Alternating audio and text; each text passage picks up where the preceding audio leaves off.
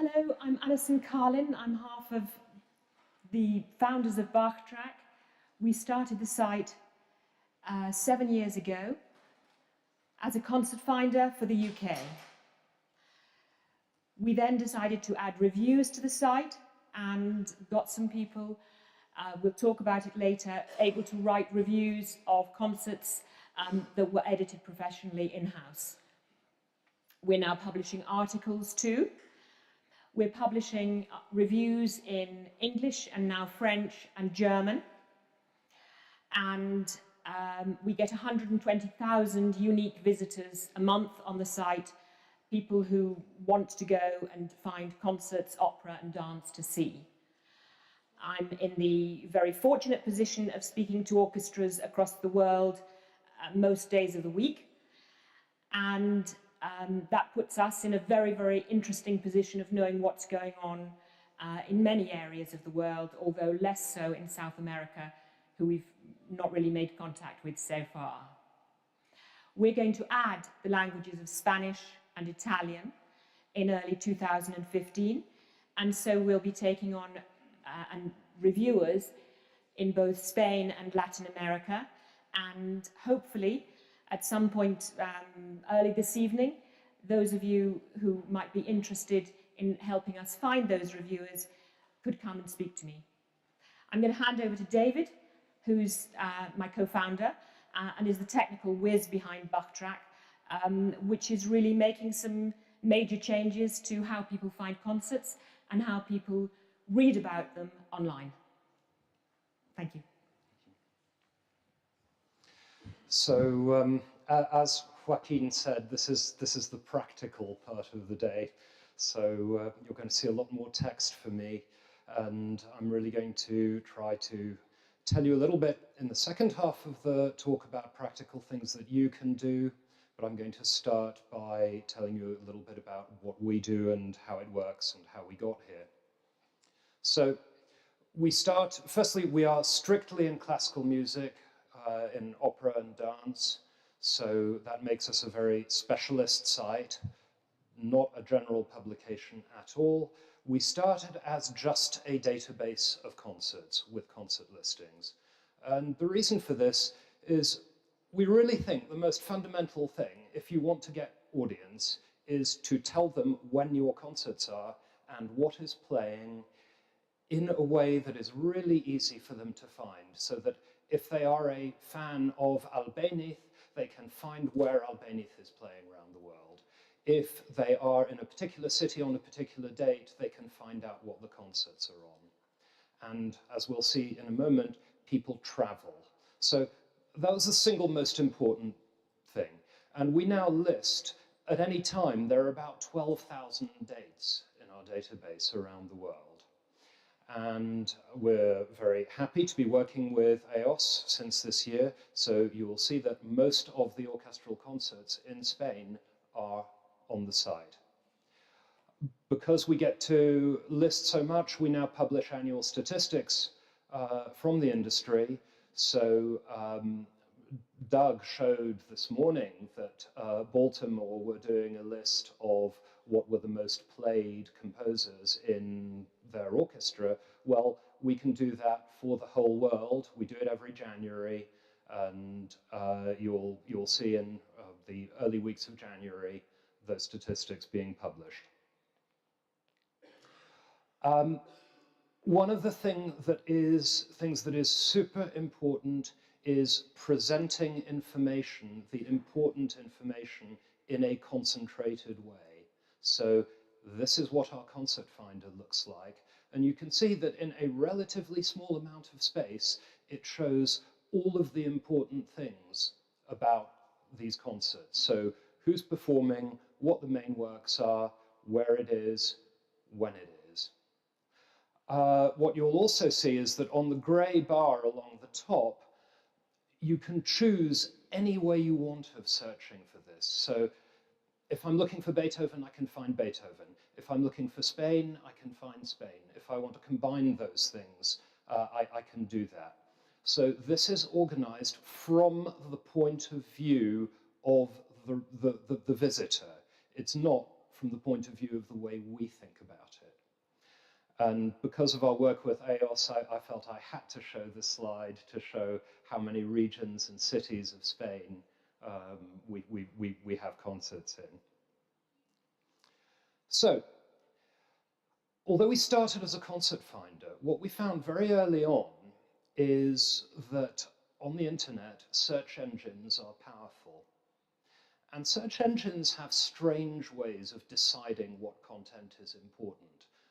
They were essentially designed in the days when everything on the web was a scientific publication, and they kind of still think it is.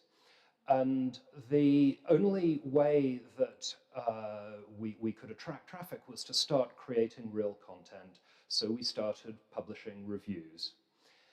And by now, the site is kind of half reviews, half listings. We're publishing over 200 reviews a month in 33 countries last year. That's more than anybody else. We have our own style. So our reviews are written by people who are really knowledgeable about music. They are not professional journalists. We can't actually afford to pay them. But they usually either they have a musicology degree, or they are performers, or in some cases they are enthusiasts with no musical training but who have been going to concerts for 30 years.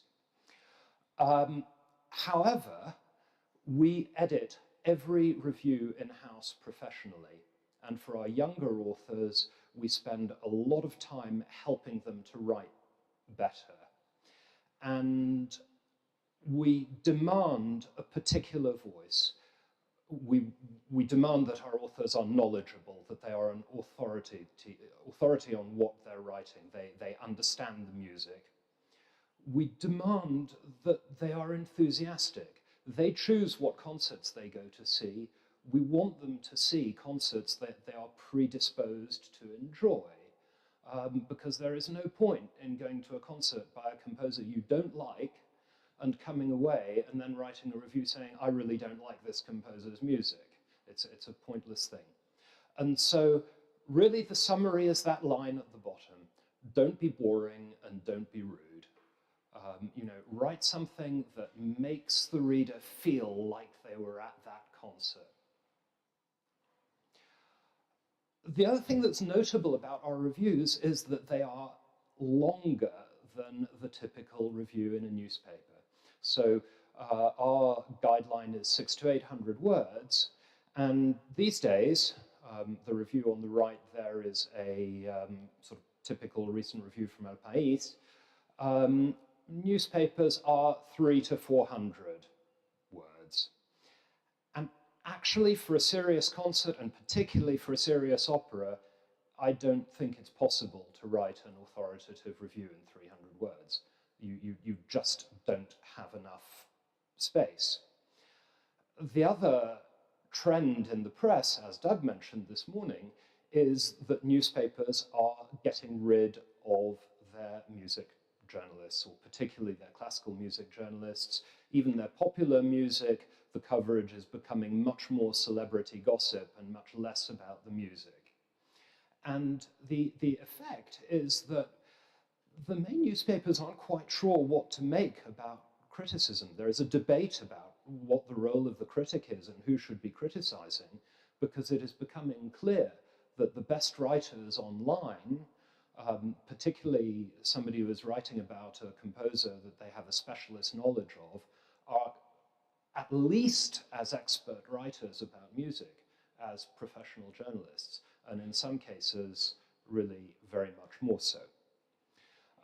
So if you want to see in graphs the effect that is happening and why we exist, really,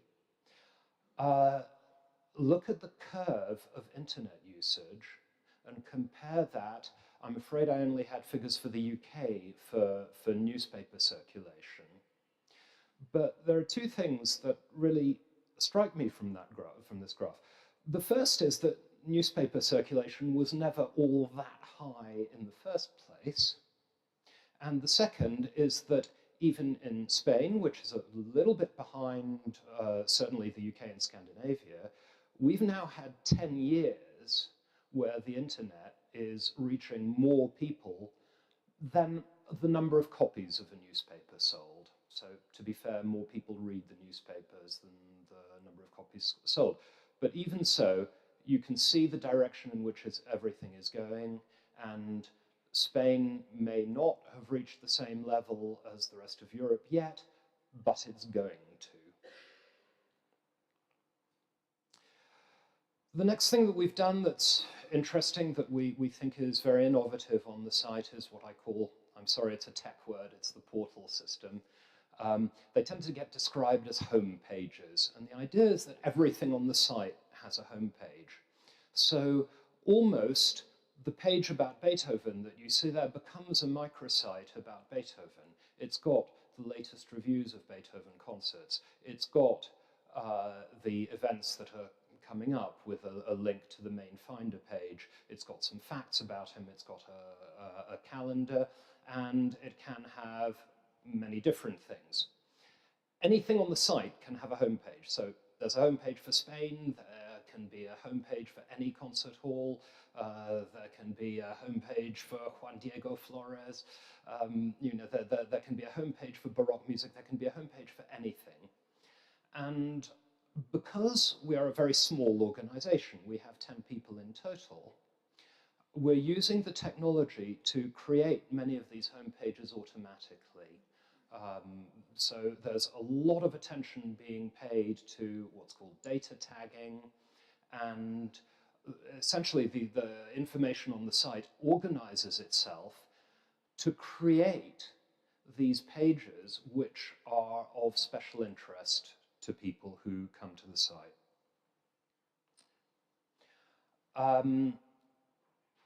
Always the question on web businesses is, how do you monetize them? What we do is called, in the US at least, is called Freemium. So the basic site is free. Nobody pays to read reviews. Nobody pays to find listings.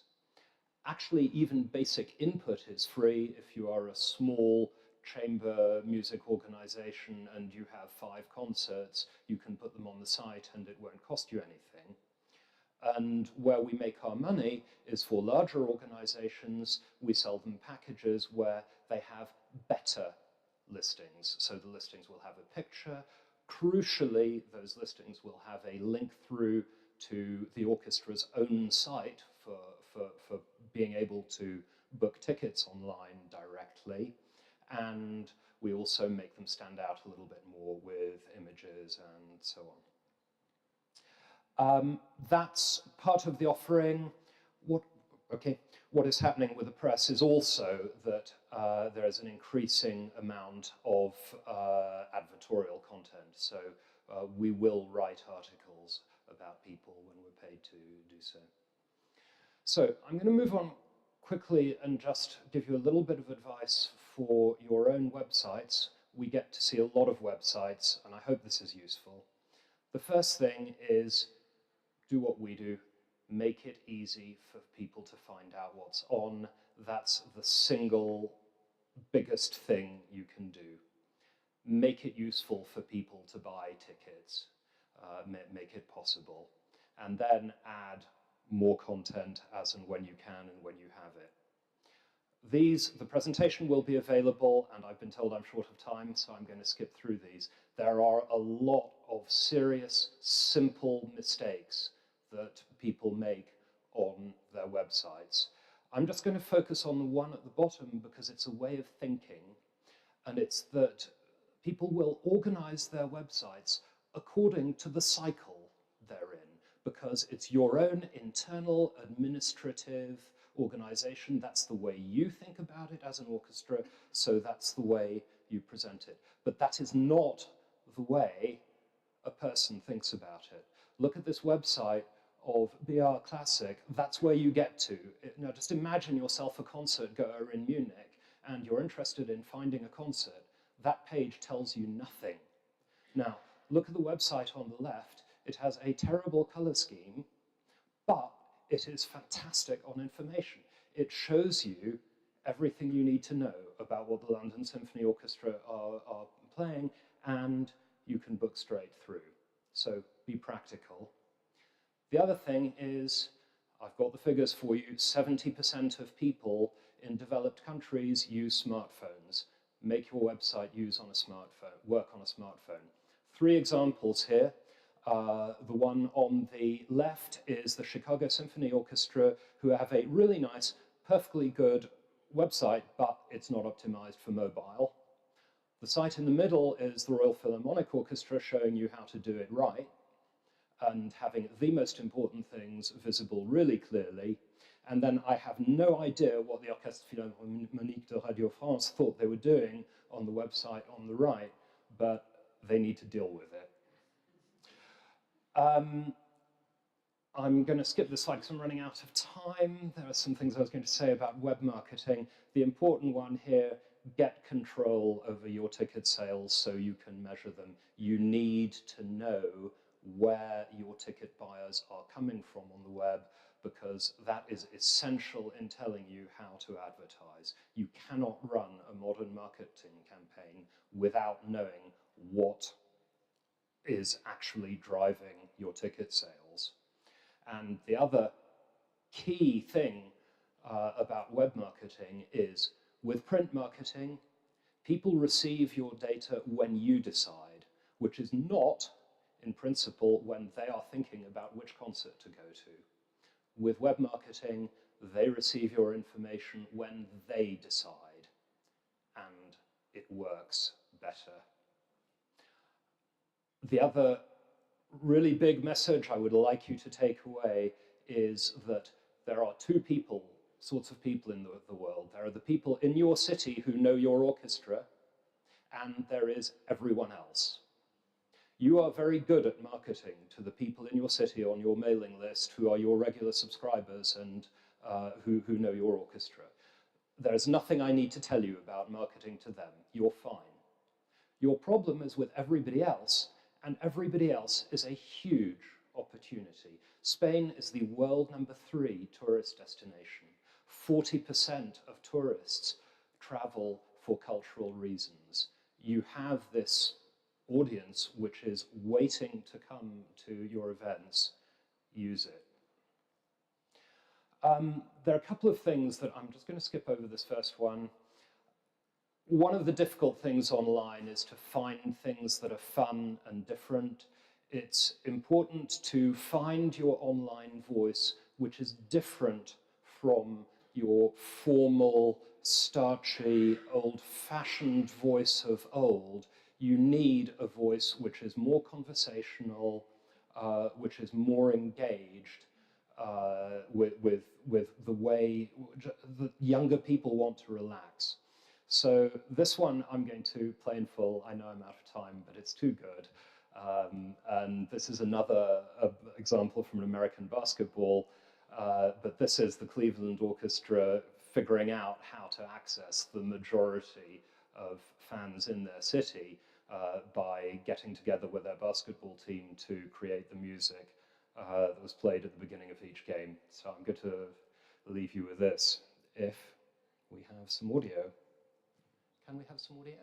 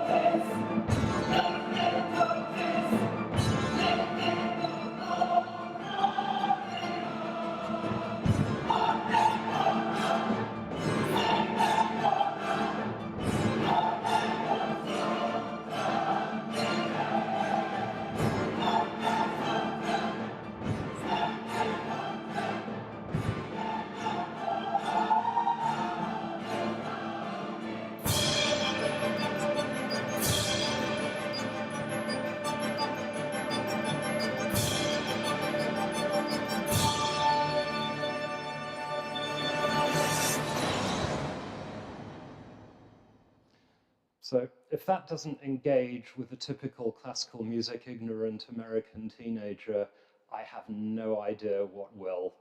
And you have some good sports teams in the city, I seem to remember. So here are just 3 thoughts for you in Spanish, which I hope is not too terrible. And thank you for listening.